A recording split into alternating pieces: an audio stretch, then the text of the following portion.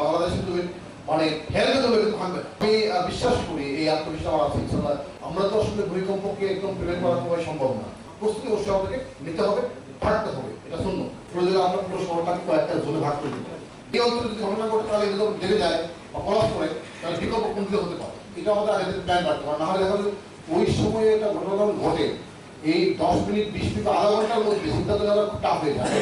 সাপে কাটার জন্য লোক মারা যায় আর 7 লোক মারা যেতে ভয় এর সময় তার ঘর থেকে বেরোয়া উচিত না, শীতে নেওয়া উচিত না। ট্রেনিং করানো দরকার বাচ্চাদেরকে এই ভিডিওটা দেখানো হচ্ছে, মনে করি এই ভিডিওটা সকল স্থলে দেওয়া উচিত।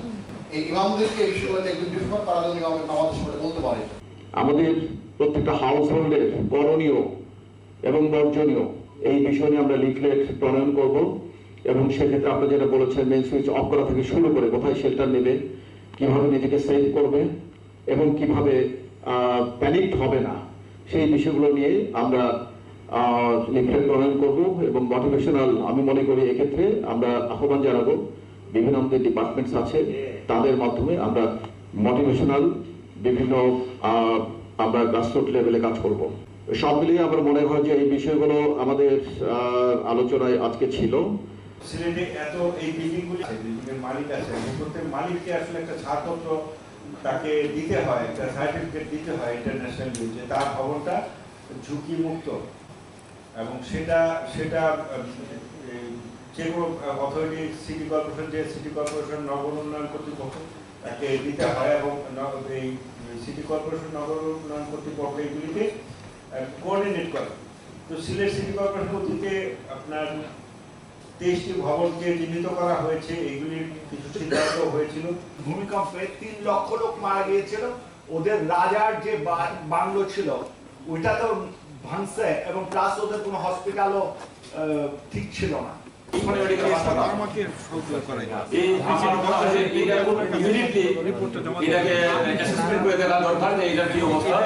যদি না হয় তাহলে আমরা আমাদের কিন্তু করা হয়েছে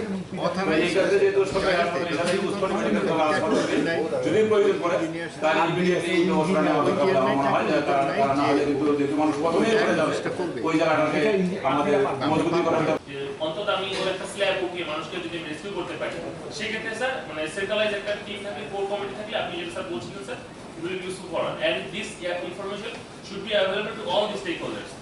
যে একটা কাজ করছে সে বুঝছে, ফায়ার সার্ভিস কাজ করছে সে জানে যে হলো সেনাবাহিনী এই জিনিসটা আমাকে সাপোর্ট দিতে পারবে। আমি কাজ করছি আমি বুঝতে পারছি যে ফায়ার সার্ভিস এখানে আছে এন্ড স্যার সেন্ট্রাল একটা ম্যাপ যদি আপনারা তৈরি করেন স্যার যে হলো কোথায় কি রিসোর্স আছে এবং কে ইভ্যাকুয়েট করতে পারবে।